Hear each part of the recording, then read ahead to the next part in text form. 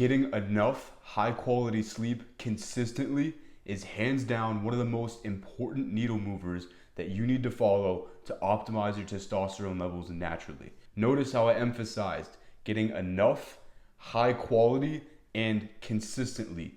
You need all three of these ingredients for your sleep to support your testosterone production to the highest level.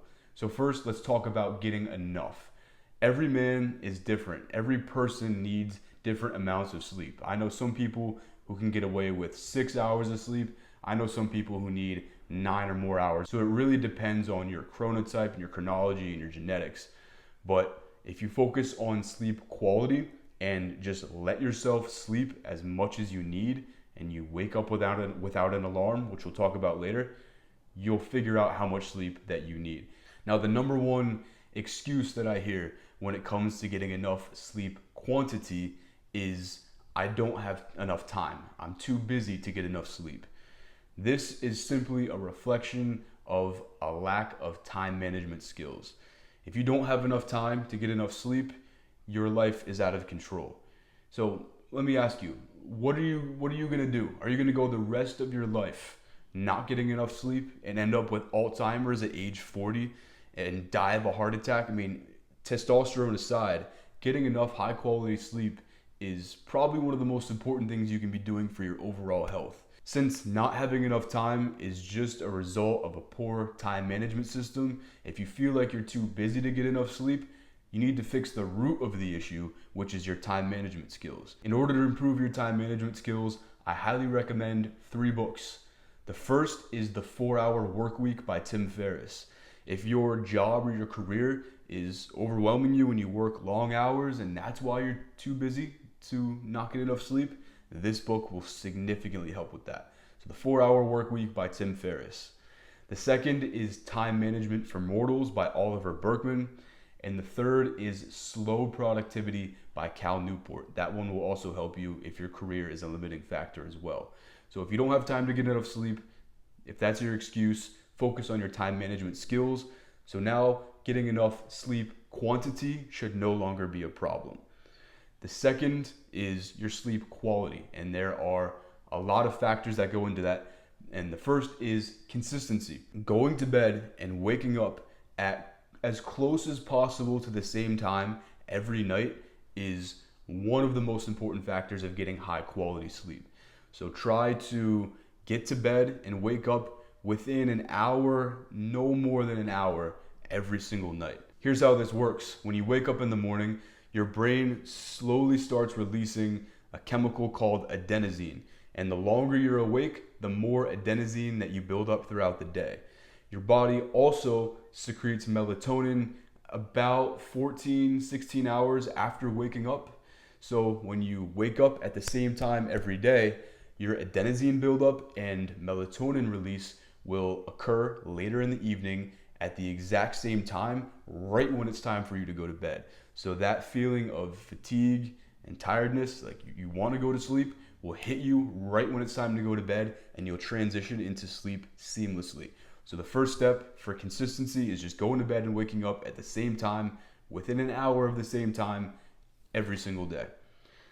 The second is your circadian rhythm. So this is sort of similar to getting up and going to bed at the same time, but your circadian rhythm is based on your light viewing behavior. So when you expose your eyeballs to light, has a significant effect on the chemicals in your brain that are related to sleep.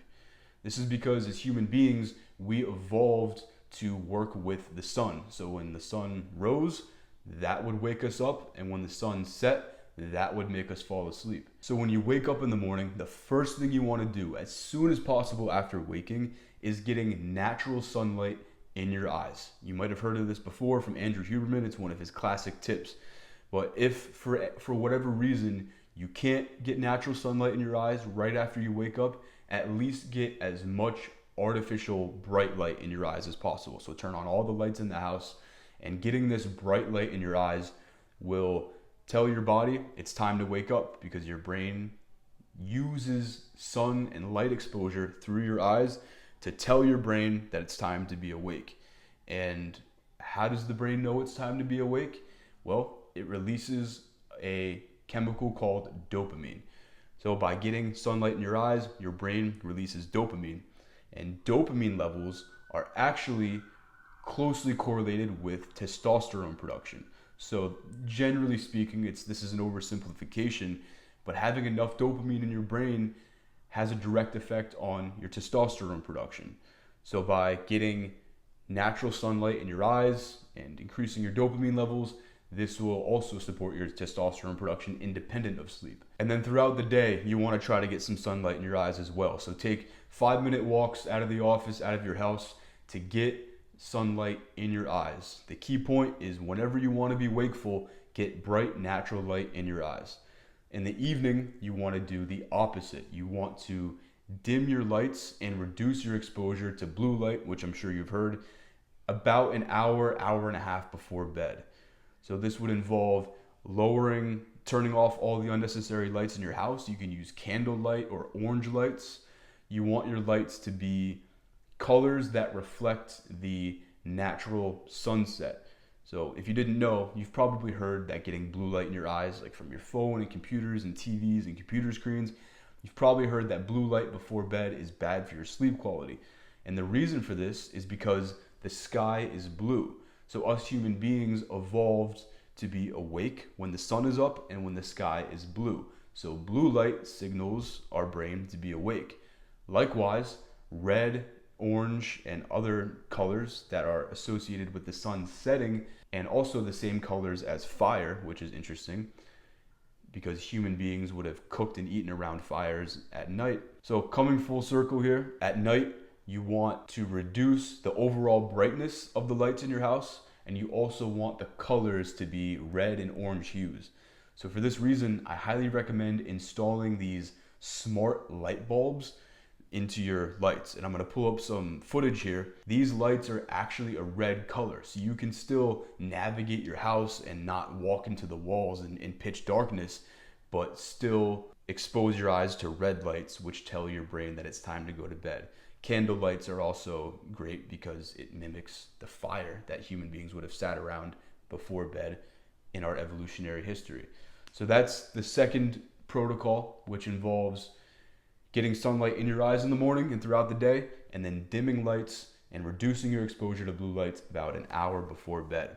The third protocol is to stop eating, so your last bite of food should be about 2 to 3 hours before bed. The reason for this is because you want to be in a fasted state when you go to bed.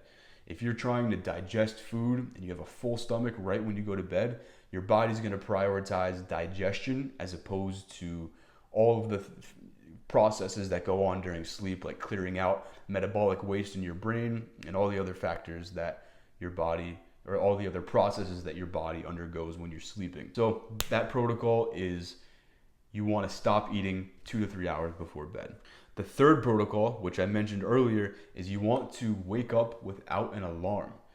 The reason for this is because your body in deep sleep fluctuates in 90-minute cycles of deep REM. So REM sleep is when you get the deepest, most restorative sleep.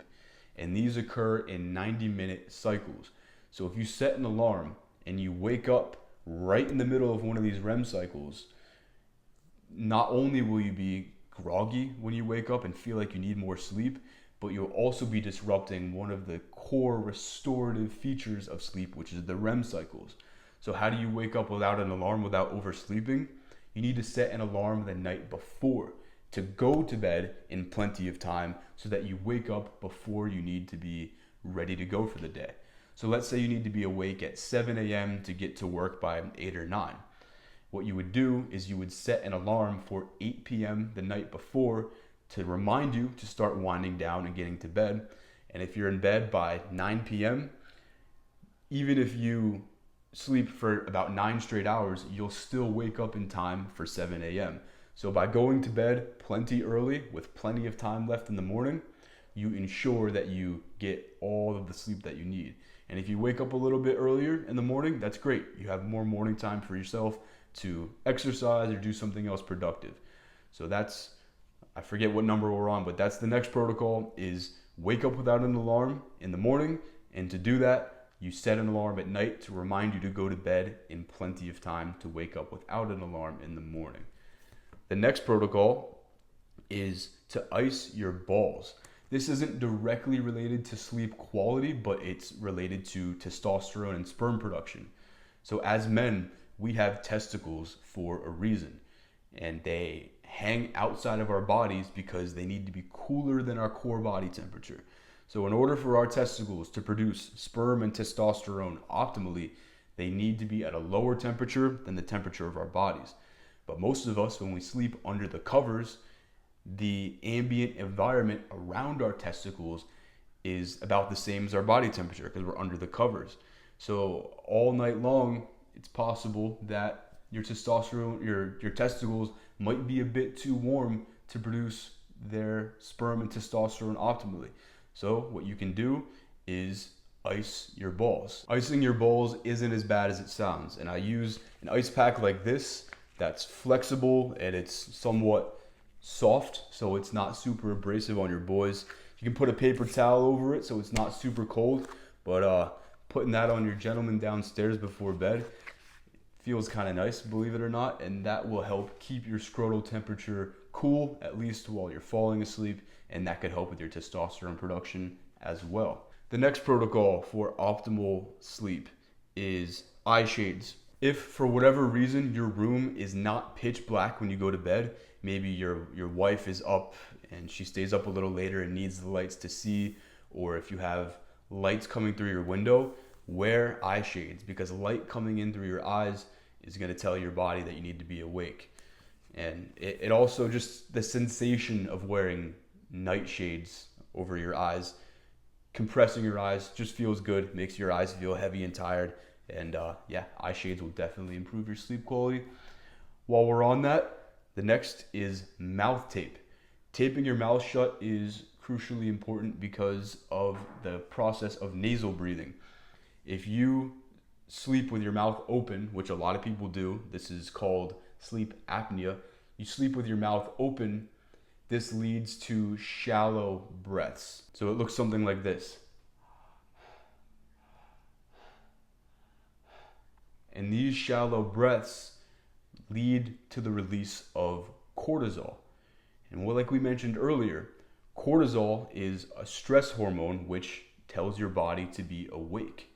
The reason why sleeping with your mouth open leads to cortisol release is because shallow breathing mimics the type of breathing that humans do when we're panicked.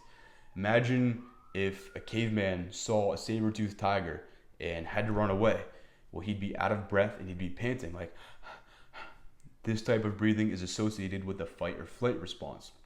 So if you breathe through your mouth all night long and you're not breathing slowly and deeply, you're having these shallow breaths, your body's going to be in a very low state of fight or flight all night long, and this keeps you out of those deep REM cycles.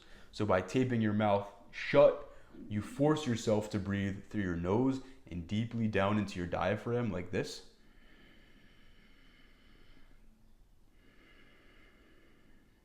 And this type of slow, deep breathing has the reverse effect on the fight or flight system. It's called the rest and digest or feed and breathe system.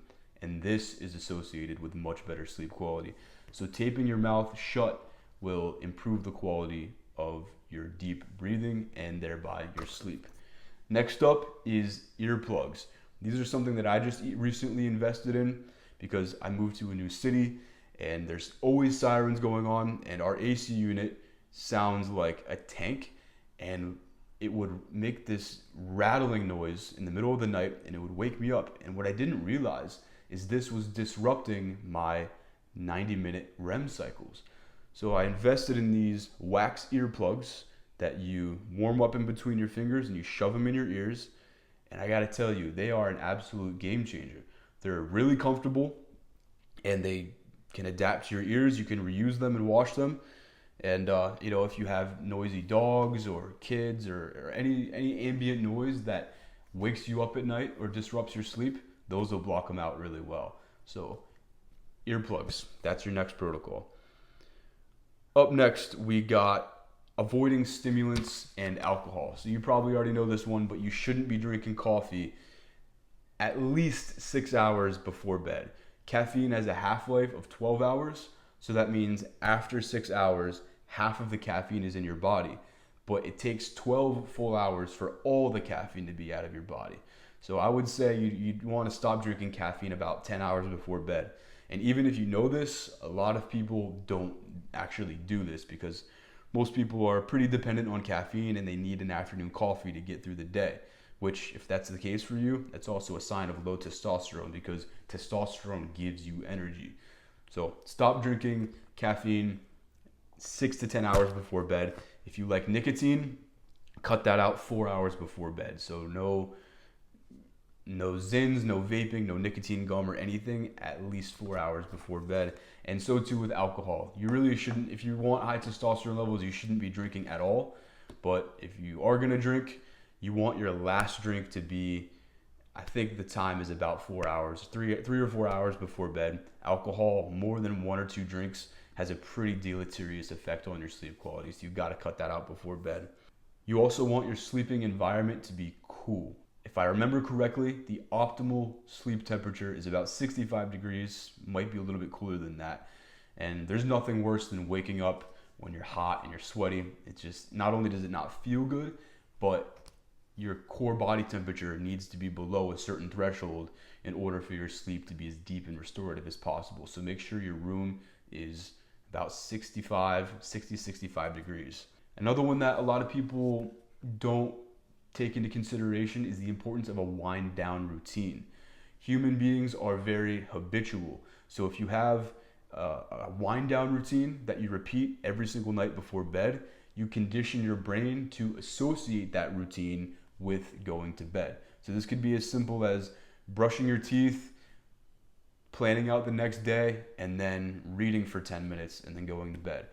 But one thing I would highly recommend that you incorporate into your wind down routine is journaling. A lot of us have a lot going on in our lives and a lot of racing thoughts. And there's the saying that things can keep you up at night when you're staring at the ceiling and thinking about something. So by journaling at night, you can mind dump out all of your thoughts onto paper and get them out of your mind. And also anything you want to remember for the next day, so you're not using bandwidth to try to remember something.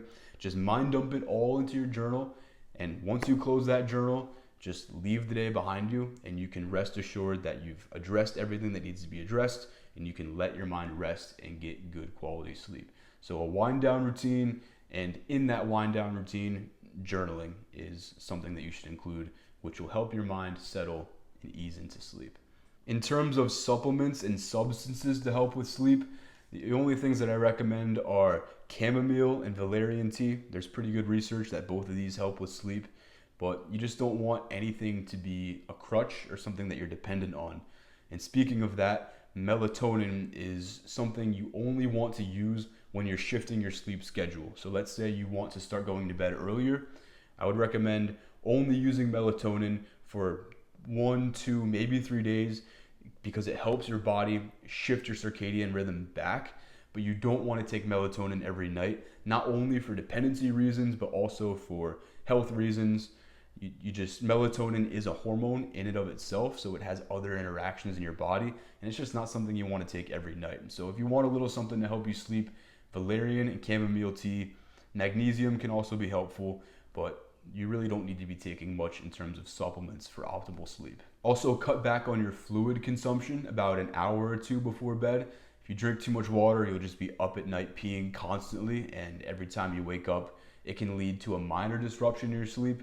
I read that getting up to pee isn't a huge contributing factor to poor sleep quality, but if you are up more than 2-3 times a night constantly peeing, you need to drink a little bit less before bed, because too many times being woken up by it might have a negative effect on your sleep quality. So that's all of the sleep quality tips I have for you today.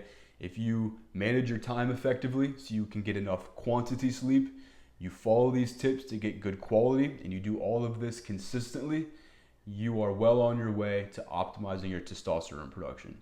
If you want a guide to help you remember all of these protocols, because there's a lot of them, check out the link in the description. I've left a guide that you can print out or leave on your computer, and it's just a nice checklist that will make remembering all of these interventions as easy as possible. You can download that for free in the link in the description. That's all I have for this video. I'll see you in the next one.